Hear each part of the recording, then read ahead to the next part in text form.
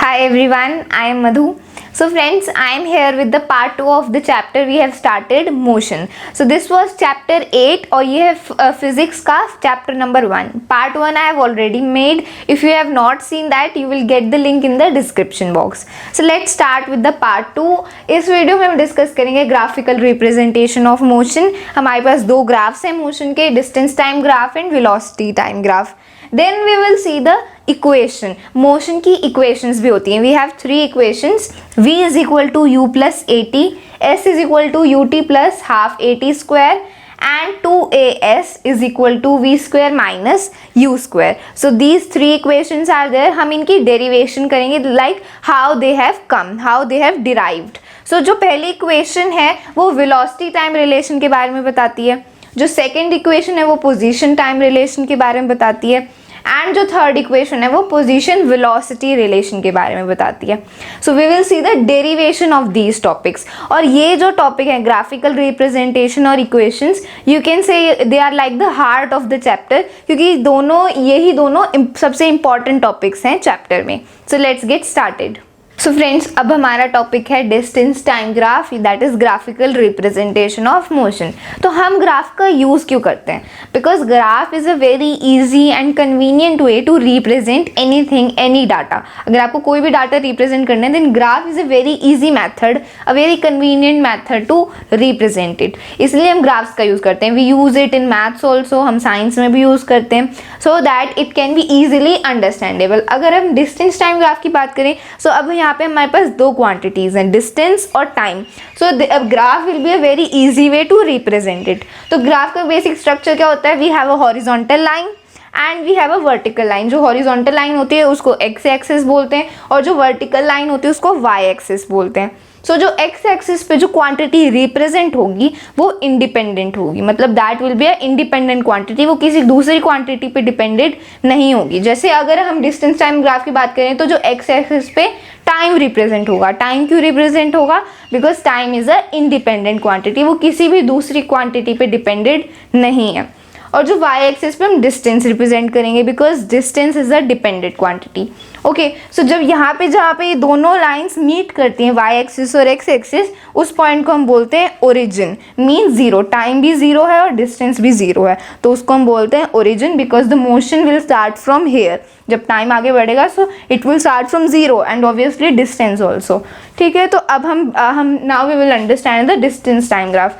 सो अगर distance time graph में इस टाइप का मोशन है, if we are getting a straight line in a distance time graph, अगर हमें ऐसे एक स्ट्रेट लाइन मिल रही है डिस्टेंस टाइम ग्राफ में, so you can understand that the motion is uniform. अगर इस टाइप की स्ट्रेट एक लीनियर लाइन मिल रही है आपको ग्राफ में, इट मीन्स जो ऑब्जेक्ट है उसका एक यूनिफॉर्म मोशन है, इट इज़ मूविंग यूनिफॉर्मली. और यूनिफॉर्म मोशन क्या होता है? इक्वल डिस्टेंसेस ट्रैवल हो रहे हैं इक्वल इंटरवल्स ऑफ टाइम में, मतलब इक्वल डिस्टेंसेस और इक्वल इंटरवल्स ऑफ टाइम में ट्रैवल हो रहे हैं, that is a uniform motion. So अगर इस टाइप की लाइन आपको ग्राफ में मिल रही है, इट मीन्स जो ऑब्जेक्ट है वो यूनिफॉर्मली मूव कर रहा है. और अगर आपको ग्राफ में इस टाइप की लाइन मिल रही है, a curved line like this, अगर आपको एक ऐसे कर्व्ड लाइन मिल रही है, सो इट मीन्स जो ऑब्जेक्ट है वो नॉन यूनिफॉर्मली मूव कर रहा है. The motion is non uniform. Non uniform motion मतलब non unequal distances in unequal intervals of time,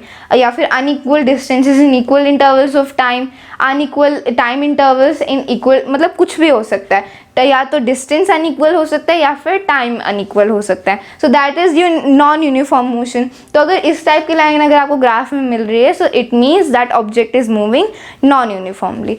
तो अब जो डिस्टेंस टाइम ग्राफ है उसकी हेल्प से हम किसी भी ऑब्जेक्ट की स्पीड को कैलकुलेट कर सकते हैं. With the help of the distance time graph हम किसी भी ऑब्जेक्ट या फिर किसी भी पॉइंट पे डिस्टेंस टाइम ग्राफ की, if we are taking any point on the distance time graph, तो उस पॉइंट पे उस ऑब्जेक्ट का क्या, उस ऑब्जेक्ट की क्या स्पीड होगी हम वो भी कैलकुलेट कर सकते हैं. लाइक फॉर एग्जांपल, अगर मैं यहाँ पे इस पॉइंट की बात करूँ, if I have this point A, तो यहाँ पे अगर मान लो कोई ऑब्जेक्ट मूव कर रहा है, ऑब्जेक्ट इज इन मोशन, तो इस पॉइंट पे उस ऑब्जेक्ट की क्या स्पीड होगी? So from this graph we can calculate it. अब कैसे कैलकुलेट करेंगे? सबसे पहले coordinates, we will see the coordinates क्या होते हैं कि वाई एक्सिस पे और एक्स एक्सिस पे उसकी क्या वैल्यू है। अगर यहाँ पे मैं बात करूँ पॉइंट ए की क्या कोऑर्डिनेट्स हैं, तो आप देखोगे सबसे पहले एक्स एक्सिस पे उसकी क्या वैल्यू है 3 और वाई एक्सिस पे क्या वैल्यू है उसकी 3। सो ये इसके क्या है coordinates. You must be aware of it in maths, आपने मैथ्स में ज़रूर पढ़ा होगा। सो ये जो ए के जो कोऑर्डिनेट्स हैं हम उनको मैच कर, we will draw perpendicular from it. यहाँ से हमने ए पॉइंट से यहाँ पे वाई एक्सिस पे परपेंडिकुलर ड्रॉ किया, आया 3, एक्स एक्सिस पे परपेंडिकुलर ड्रॉ किया, आया 3। सो अब स्पीड हमें कैलकुलेट करनी है, तो स्पीड का क्या फॉर्मूला होता है, distance by time. Speed is equal to distance by time. तो हमारे डिस्टेंस वाई एक्सिस पे रिप्रेजेंटेड है, तो वाई एक्सिस पे क्या वैल्यू है 3। So we have the value 3 on y axis distance. और जो हमारा टाइम है उस पर क्या वैल्यू है एक्स एक्सिस पे 3, यहाँ पे भी 3 है। So it will be 1 metre per second. सो ये क्या है speed of that object at particular this point. इस पर्टिकुलर पॉइंट पे जो ऑब्जेक्ट है उसकी क्या स्पीड है 1 मीटर पर सेकेंड। ऐसे आप किसी भी पॉइंट पे ग्राफ पे उस ऑब्जेक्ट या उस पॉइंट पे उस ऑब्जेक्ट की स्पीड को निकाल सकते हो। Okay, so with the help of the distance time graph we can calculate the speed of the object. अब जैसे कोई दूसरा केस। सो फ्रेंड्स, अब हमने ग्राफ ड्रॉ कर लिया। सबसे पहले हम एक पर्टिकुलर पॉइंट है और उसकी स्पीड कैलकुलेट कर रहे थे। जैसे पहले मैंने एक पॉइंट ए लिया था और उसकी हमने उस पॉइंट पे स्पीड कैलकुलेट करी थी।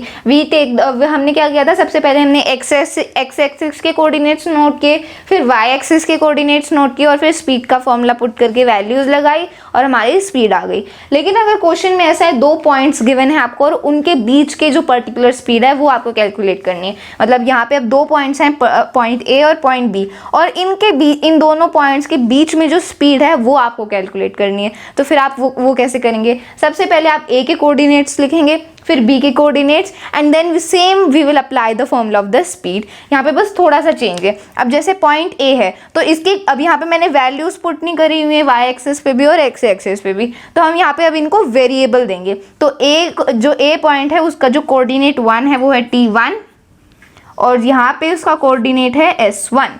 अब कोऑर्डिनेट्स होते हैं एक्स एक्सिस और वाई एक्सिस पे उस पॉइंट की वैल्यू। अब जैसे ए की हम जब if we are writing point B और कोई भी पॉइंट है तो एक्स एक्सिस पे उसकी क्या वैल्यू होगी और वाई एक्सिस पे, उन दोनों पॉइंट्स को हम क्या बोलते हैं कोऑर्डिनेट्स। तो यहाँ पे ए के कोऑर्डिनेट्स हैं T1 और S1। यहाँ पे वैल्यूज़ नहीं थी इसलिए मैंने वेरिएबल का नाम दिया T1 और S1।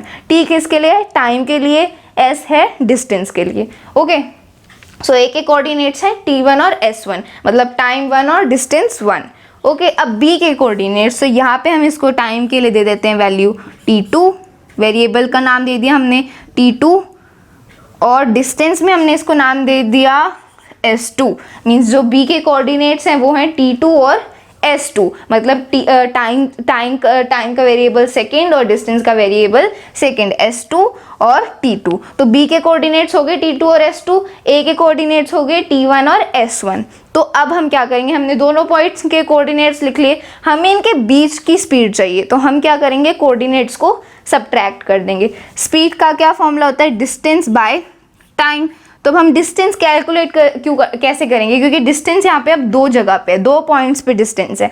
तो हम क्या करेंगे, जो यहाँ के जो ये पहला जो S2 वाला पॉइंट है इसको S1 से सब्ट्रैक्ट कर देंगे। Means what we will do, we will subtract the distance S2 minus S1। मतलब जो यहाँ पे जो वैल्यू होगी डिस्टेंस की और जो यहाँ पे वैल्यू होगी उन दोनों को हम सब्ट्रैक्ट कर देंगे and we will get the distance. ये बीच वाला जो डिस्टेंस है वो मिल जाएगा हमें। और फिर टाइम में भी सेम ऐसे ही करेंगे, जो टाइम है उसको भी सब्ट्रैक्ट कर देंगे, उनकी वैल्यूज़ को भी सब्ट्रैक्ट कर देंगे। We have subtracted the values. ठीक है, तो यहाँ पे देखो ये जो इसके बीच का हमें टाइम चाहिए था, इस लाइन का हमें इस लाइन की स्पीड चाहिए, तो हम डिस्टेंस को भी सब्ट्रैक्ट करेंगे और टाइम को भी सब्ट्रैक्ट करेंगे। So we have written S2 minus S1, मतलब S2 minus S1, T2 minus T1, T2 minus T1, क्योंकि हमें इनका बीच का डिस्टेंस और बीच का टाइम चाहिए। ओके, सो लेट्स से यहाँ पे S2 की वैल्यू है 5, ओके 5 मीटर, और S1 की वैल्यू है 3। ठीक है, और यहाँ पे जो T2 है उसकी वैल्यू है 8 और जो T1 है उसकी वैल्यू है 4। तो अगर हम अब वैल्यूज पुट करें तो S2 माइनस S1, S2 की वैल्यू है 5, तो हमने यहाँ 5 लिख दिया। S1 की वैल्यू है 3, सो हमने यहाँ पे -3 लिख दिया।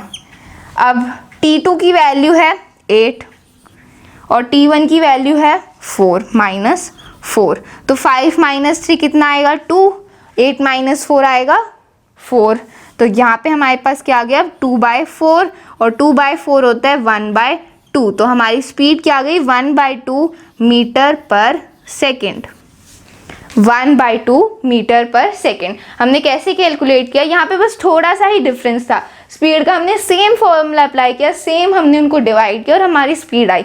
बस ये था कि जो दो पॉइंट्स हैं उनके बीच की हमें स्पीड निकालनी है, इसीलिए हमने दोनों कोऑर्डिनेट्स मेंशन किए, उनको सब्ट्रैक्ट किया, टाइम में भी ऐसे ही किया और फिर हमने वैल्यूज़ लगाई and then we get the speed. ठीक है, तो यहाँ पे वैल्यू हमारी 5 मीटर है, this is in metre, distance की जो वैल्यू होगी वो मीटर में होगी और जो टाइम की है वो सेकेंड्स में होगी, इसलिए जो S2 की वैल्यू थी वो 5 है और S1 की 3 है। I have just assumed here, तो T2 की वैल्यू थी 8 और T1 की 4, हमने वैल्यूज पुट करी, 2/4 हमारा फ्रैक्शन आया, फिर 1/2 मीटर पर सेकेंड हमारी स्पीड है। सो लाइक दिस हम कैसे कैलकुलेट कर सकते हैं स्पीड ऑफ एनी पॉइंट, और दो पॉइंट्स के बीच की भी स्पीड कैलकुलेट कर सकते हैं। और इसको ये जो हमने फॉर्मूला अप्लाई किया और स्पीड कैलकुलेट करी दो पॉइंट्स के बीच में, इसको हम क्या बोलते हैं slope of the graph. This term you will hear many times, because यहाँ पे हमने क्या किया, बस यहाँ पे दोनों जो डिस्टेंस है के कोऑर्डिनेट्स हैं उनको सब्ट्रैक्ट किया, टाइम के कोऑर्डिनेट्स को भी सब्ट्रैक्ट किया और फिर हमें स्पीड मिली। तो ये जो फॉर्मूला है इसकी हेल्प से हमने दो पॉइंट्स के बीच की स्पीड कैलकुलेट करी है, इसी को हम स्लोप बोलते हैं, स्लोप ऑफ द ग्राफ। तो हम इस पूरे ग्राफ से क्या कंक्लूड कर सकते हैं, हमने जो भी पूरा प्रोसेस किया इससे हम कंक्लूड कर सकते हैं कि जो डिस्टेंस टाइम ग्राफ का स्लोप होगा, slope of the distance time graph will give us the speed. मतलब जो डिस्टेंस टाइम ग्राफ का ये जो स्लोप है ये हमें क्या देगा, स्पीड ऑफ एनी पॉइंट और the speed between two points. Okay, so I hope you have understood this distance time graph. Now let's move on towards our next type of graph which is velocity time graph. So friends, अब हम discuss करते हैं velocity time graph. अब हमने distance time graph भी discuss किया था, तो दोनों ग्राफ्स में डिफरेंस क्या है, जो एक्स एक्सिस है वहाँ पे टाइम ही आएगा, लेकिन जो वाई एक्सिस है डिस्टेंस टाइम ग्राफ में वाई एक्सिस पे डिस्टेंस होता है और जो वेलोसिटी टाइम ग्राफ है वहाँ वाई एक्सिस पे वेलोसिटी होती है। डिफरेंस इतना ही है। और जो डिस्टेंस टाइम ग्राफ का स्लोप है वो हमें स्पीड देता है। अब हम देखेंगे जो वेलोसिटी टाइम ग्राफ है उसका स्लोप हमें क्या देता है। सो सबसे पहले now if here is a question, यहाँ पे आप देख सकते हो आप 3 पॉइंट्स हैं A, B और C और इनके हमने कोऑर्डिनेट्स लिखे हुए हैं। A के कोऑर्डिनेट्स है 20, 10, ये वेलोसिटी है इन मीटर पर सेकेंड, ये velocity metre per second, 20 metre per second, 40 metre per second, so on, और ये टाइम है इन सेकेंड्स। ठीक है, तो ये वेलोसिटी है और ये टाइम है। तो अब फॉर एग्जांपल क्वेश्चन में गिवन है ये दो पॉइंट्स हैं A और B और इनके बीच में हमें वेलोसिटी चेंज कैलकुलेट करना है। अब A पे जो वेलोसिटी थी वो थी 20 मीटर पर सेकेंड, B पे वेलोसिटी थी उस ऑब्जेक्ट की, अगर मान लो कोई मूविंग ऑब्जेक्ट है तो पॉइंट A पे उसकी वेलोसिटी हुई 20 metre per second, point B पे उसकी वेलोसिटी हुई 40 मीटर पर सेकेंड। तो अगर क्वेश्चन में गिवन है इन दोनों पॉइंट्स के बीच में हमें वेलोसिटी चेंज कैलकुलेट करना है। वेलोसिटी चेंज हुई है, 20 से 40 हुई है, 40 से 60 हुई है, तो वेलोसिटी क्या है, चेंज हो रही है। तो अगर क्वेश्चन में गिवन है इन दोनों पॉइंट्स के बीच में हमें वेलोसिटी चेंज कैलकुलेट करना है, तो वो हम कैसे करेंगे। अब आप याद करो कि हमने प्रीवियस जो पार्ट 1 था उसमें क्या डिस्कस किया था कि जो वेलोसिटी चेंज होती है, वेलोसिटी इज चेंजिंग, उस फिजिकल क्वांटिटी को हम क्या बोलते हैं, एक्सीलरेशन। मतलब हमें क्या कैलकुलेट करना है यहाँ पे, एक्सीलरेशन। तो अब हम एक्सीलरेशन का फॉर्मूला होता है change in velocity divided by time. अब चेंज इन वेलोसिटी हम कैसे कैलकुलेट करेंगे, final velocity minus initial velocity. Final velocity हमारी 40 है और इनिशियल है 20 एंड डिवाइडेड बाय टाइम। तो फाइनल वेलोसिटी, एक्सीलरेशन का फॉर्मूला क्या होता है, acceleration is equal to change in velocity v minus u, मतलब final velocity minus initial velocity divided by time. तो फाइनल वेलोसिटी क्या है, 40 metre per second, 40 metre per second minus initial velocity 20 metre per second divided by time. Time क्या है, यहाँ पे final time था 20 second और इनिशियल टाइम था 10 सेकेंड, तो यहाँ पे भी हम सब्ट्रैक्ट करेंगे 20 माइनस 10। तो हमारे पास फ्रैक्शन क्या आया, 40 माइनस 20, 20, 20 माइनस 10, 10। तो फ्रैक्शन आ गया हमारे पास 20/10 और 20 डिवाइडेड बाई 10 कितना होता है 2 और 2 आ गया हमारा आंसर। अब यूनिट कौन सी लगेगी, metre per second square, metre per second square. Acceleration की होती है यूनिट, क्या होती है मीटर पर सेकेंड स्क्वायर, इसीलिए हमने वो यूनिट लगाई। तो अब हम यहाँ से क्या कंक्लूड कर सकते हैं कि जो वेलोसिटी टाइम ग्राफ का स्लोप होता है वो हमें एक्सेलरेशन देता है। ठीक है, यहाँ पे हमने क्या किया, 2 पॉइंट्स थे ए और बी, उसकी ए की वेलोसिटी थी 20 मीटर, पॉइंट ए पे उस ऑब्जेक्ट की वेलोसिटी थी 20 metre per second, point B पे उसकी वेलोसिटी थी 40 मीटर पर सेकेंड। और अब हमें चाहिए था कि दोनों पॉइंट्स के बीच में जो वेलोसिटी चेंज हुई है वो कैलकुलेट करना है। तो हम एक्सेलरेशन कैलकुलेट करेंगे। So acceleration is equal to final velocity minus initial velocity divided by time. Final velocity थी 40 metre per second, initial velocity थी 20। हमने वैल्यूज पुट करी, फिर हमारा आंसर आया 2 मीटर पर सेकेंड स्क्वायर। तो ये हो गया हमारा वेलोसिटी चेंज इस दोनों पॉइंट के बीच में, 2 मीटर पर सेकेंड स्क्वायर। तो हम क्या कंक्लूड कर सकते हैं कि ये जो वेलोसिटी टाइम ग्राफ का जो स्लोप होता है वो हमें एक्सेलरेशन देता है। सो फ्रेंड्स, ये भी अब हमारे पास वीटी ग्राफ है, वेलोसिटी टाइम ग्राफ है, लेकिन यहाँ पे जो वेलोसिटी है वो है क्या है, कांस्टेंट है, सेम है। अब यहाँ पे आप देख सकते हो एक स्ट्रेट लाइन है। इसका क्या मतलब है कि जो वेलोसिटी है वो चेंज ही नहीं हो रही है, वो एकदम कांस्टेंट है। यहाँ पे आप देख सकते हो टाइम आगे बढ़ता जा रहा है, 1 सेकेंड, फिर 2 सेकेंड, फिर 3, तो टाइम तो आगे बढ़ता जा रहा है, लेकिन जो वेलोसिटी है हमारी 40 मीटर पर सेकेंड वो सेम है, वो सेम ही है। मतलब जो वेलोसिटी है वो चेंज नहीं हो रही। अब वेलोसिटी चेंज नहीं हो रही तो एक्सेलरेशन है ही नहीं। एक्सेलरेशन क्या होता है, चेंज इन वेलोसिटी, लेकिन वेलोसिटी में चेंज ही नहीं है तो एक्सेलरेशन यहाँ पे नहीं है। तो ये कौन सा ग्राफ है, जीरो एक्सेलरेशन ग्राफ, क्योंकि यहाँ पे जो एक्सेलरेशन है वो जीरो है, क्योंकि वेलोसिटी क्या है, कांस्टेंट है, सेम है। ओके, सो अगर अब हम यहाँ पे जो वेलोसिटी टाइम ग्राफ है वो हमें उस वेलोसिटी टाइम ग्राफ का स्लोप हमें एक्सेलरेशन देता है, लेकिन जो वेलोसिटी टाइम ग्राफ है वो हमें एक और चीज़ देता है, दैट इज डिस्प्लेसमेंट। जो वेलोसिटी टाइम ग्राफ है उसका जो स्लोप है वो हमें एक्सेलरेशन देता है और वेलोसिटी टाइम ग्राफ हमें डिस्प्लेसमेंट भी देता है। वेलोसिटी का क्या फॉर्मूला होता है, velocity is equal to displacement by time, displacement by time. Velocity का फॉर्मूला होता है डिस्प्लेसमेंट बाय टाइम। वेलोसिटी हमारे पास है 40 मीटर पर सेकेंड, टाइम भी हमारे पास है, तो वेलोसिटी हमारे पास है, टाइम हमारे पास है, तो डिस्प्लेसमेंट हम कैलकुलेट कर सकते हैं। क्या फॉर्मूला होगा उसके लिए, सो डिस्प्लेसमेंट कितना हो जाएगा, displacement will be velocity into time. ठीक है, अगर आप मैथ्स यहाँ पे आप देखोगे कि जो अगर वेलोसिटी हमारे पास टाइम है तो जो ये टाइम है ये उस साइड शिफ्ट हो जाएगा और वेलोसिटी से मल्टीप्लाई होगा ऑब्वियसली। तो जो डिस्प्लेसमेंट का क्या फॉर्मूला होगा, वेलोसिटी इनटू टाइम। तो ये हमारे पास दोनों है, वेलोसिटी भी है, टाइम भी है। वेलोसिटी यहाँ पे क्या है, 40 मीटर पर सेकेंड, यहाँ पे जो हमारी वेलोसिटी वो है 40 मीटर पर सेकेंड और हमारा टाइम क्या है 4 सेकेंड। तो 40 इंटू 4, 40 इंटू 4 क्या होगा 160। तो जो हमारा डिस्प्लेसमेंट है वो कितना हो गया 160 मीटर, यूनिट होगी उसकी मीटर।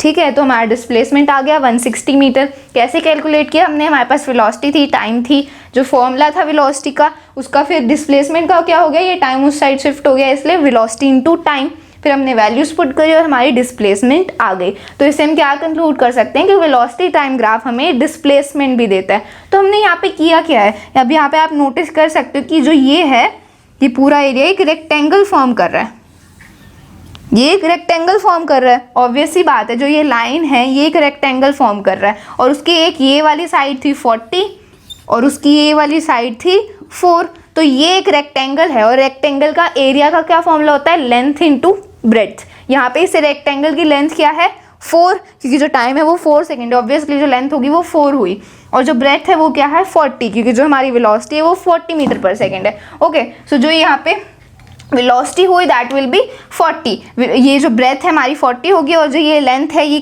कितनी होगी 4, 40 इंटू 4 हमें जो डिस्प्लेसमेंट मिली होगी 160। तो हमने क्या किया कि जो लाइन है हमारी वेलोसिटी की उसके अंडर जो एरिया है वो एक रेक्टेंगल फॉर्म कर रहा है और उस रेक्टेंगल का हमने एरिया कैलकुलेट किया है और रेक्टेंगल का एरिया का फॉर्मूला होता है लेंथ इंटू ब्रेड्थ, वही हमने किया है 40/4। तो हम कह सकते हैं कि जो वेलोसिटी टाइम ग्राफ के अंडर जो एरिया होगा उसी को हम displacement, that is the displacement. अगर उस एरिया को हम कैलकुलेट करें वेलोसिटी टाइम ग्राफ के अंडर तो वो एरिया क्या होगा हमारी डिस्प्लेसमेंट। ओके, तो वेलोसिटी टाइम ग्राफ का जो स्लोप है वो हमें एक्सेलरेशन देता है और जो वेलोसिटी टाइम ग्राफ के अंडर जो एरिया है वो हमें डिस्प्लेसमेंट देता है। So this was all about distance time graph and velocity time graph. अब हम मूव करते हैं अपने नेक्स्ट टॉपिक पे which is equations of motion. 3 equations है मोशन की, we will do the derivation of those equations. So friends, अब हमारा टॉपिक है इक्वेशंस ऑफ मोशन। 3 इक्वेशंस हैं, 1 बाय 1 हम इनको डिराइव करते हुए चलेंगे। तो सबसे पहले इक्वेशन है v is equal to u plus a t. V होता है फाइनल वेलोसिटी, u होता है इनिशियल वेलोसिटी, a होता है एक्सेलरेशन और t होता है टाइम। तो अब हम इसको डिराइव करेंगे ये आई कैसे है।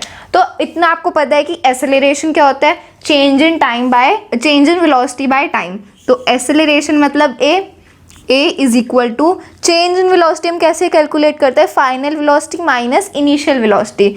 तो final velocity minus initial velocity divided by time, ये हो गया एक्सेलरेशन का फॉर्मूला।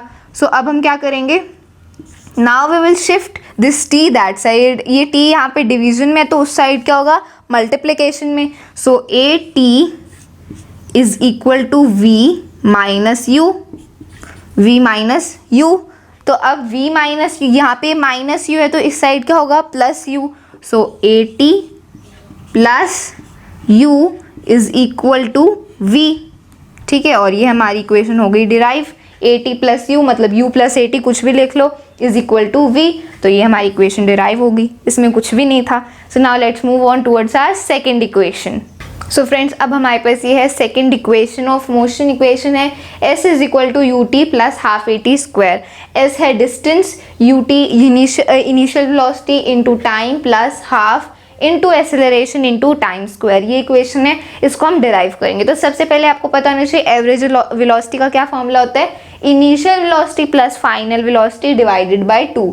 तो एवरेज वेलोसिटी को हम कैसे रिप्रेजेंट करेंगे, v और सबस्क्रिप्ट में av is equal to u plus v, initial velocity plus final velocity divided by 2। तो ये फॉर्मूला है एवरेज वेलोसिटी का। अब इस फॉर्मूले को हम इस इक्वेशन में यूज करेंगे। अब यहाँ पे हमें डिस्टेंस के बारे में पूछा गया है, डिस्टेंस या फिर इसको आप डिस्प्लेसमेंट भी बोल सकते हो कि डिस्टेंस डिस्प्लेसमेंट में डिफरेंस इतना है, बस डिस्प्लेसमेंट में डायरेक्शन है। अदरवाइज आप एस को डिस्प्लेसमेंट भी बोल सकते हो, डिस्टेंस भी बोल सकते हो।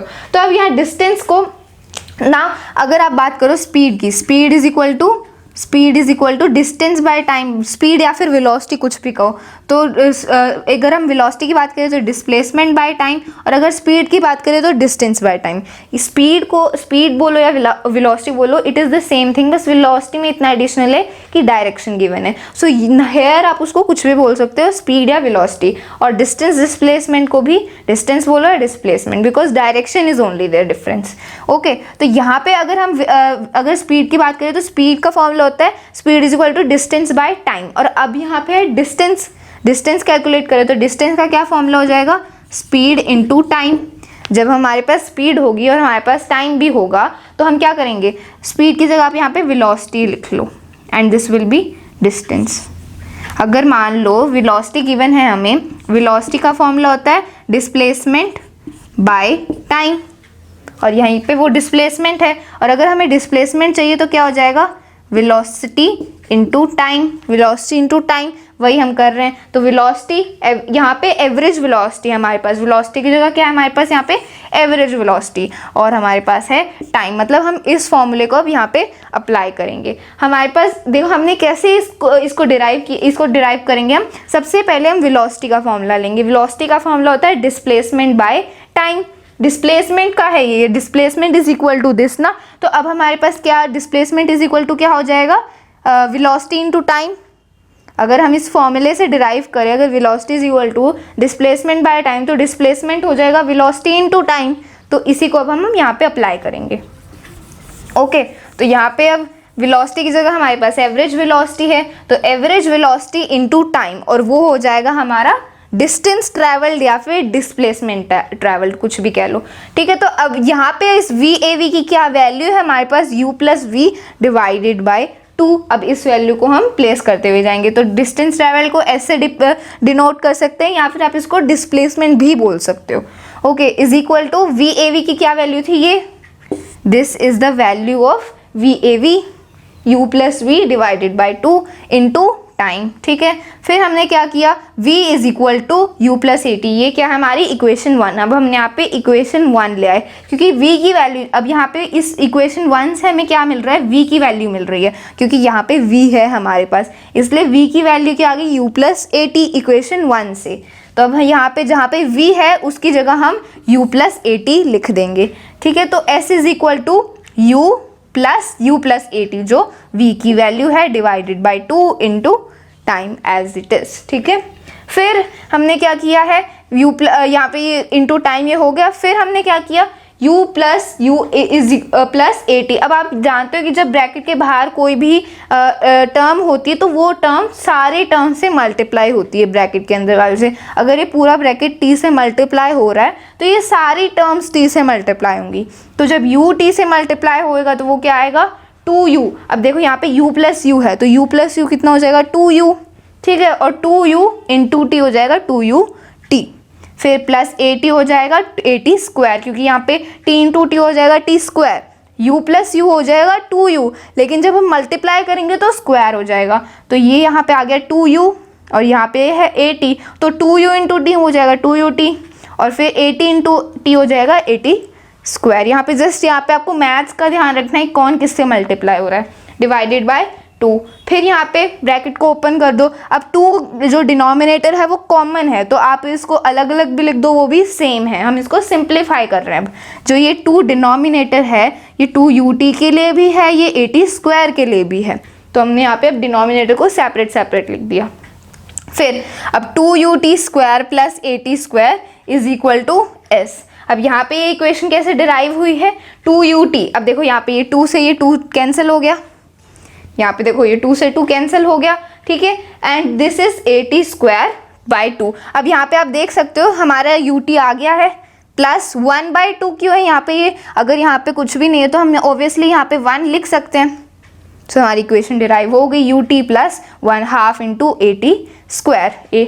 ut हमारे पास आ गया था, प्लस हाफ इंटू 180 ए टी स्क्वायर, ठीक है। तो हमारी इक्वेशन डिराइव हो गई। बस हमने क्या किया, यहाँ पे सबसे पहले एवरेज वेलोसिटी की हेल्प से हमने उस एवरेज वेलोसिटी की हेल्प से हमने वेलोसिटी की वैल्यू निकाली। फिर इक्वेशन 1 से हमने फाइनल वेलोसिटी की वैल्यू को पुट कर दिया, और फिर बस यहाँ पे कैंसिलेशन है, एंड देन हमारी इक्वेशन डिराइव हो गई। तो ये हमारी जो इक्वेशन है, equation number 2, distance is equal to ut plus half a t square, ये डिराइव हो गई। Now let's move on towards our third equation of motion.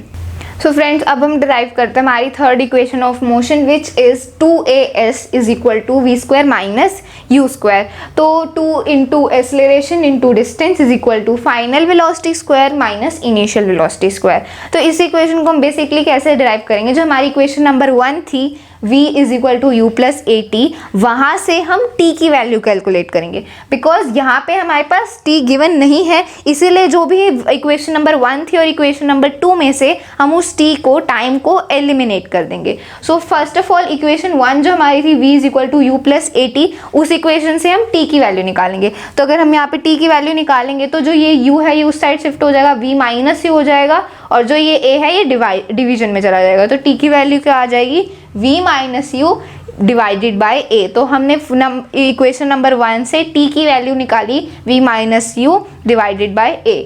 और ये जो t की वैल्यू है इसको हम सेकंड इक्वेशन, सेकंड जो हमारी इक्वेशन ऑफ मोशन है उसमें प्लेस कर देंगे, और फिर सेकंड इक्वेशन ऑफ मोशन से हम थर्ड इक्वेशन को डिराइव करेंगे, जो कि है 2as is equal to v square minus u square. तो जो सेकेंड इक्वेशन क्या है हमारी, अभी हमने डिराइव करी थी, distance is equal to ut plus half a t square, ठीक है। तो ये हो गई हमारी सेकंड इक्वेशन ऑफ मोशन। इसमें हम t की वैल्यू को प्लेस करेंगे, और t की वैल्यू को प्लेस करने के बाद आगे सॉल्व करते हुए हम थर्ड इक्वेशन को डिराइव करेंगे, ठीक है। तो सेकंड इक्वेशन हमने लिख ली, s is equal to u into v minus u a, t की वैल्यू हमने यहाँ लिख दी, प्लस 1/2 ए टी स्क्वायर है तो टी का स्क्वायर है मतलब v minus u divided by a का होल स्क्वायर।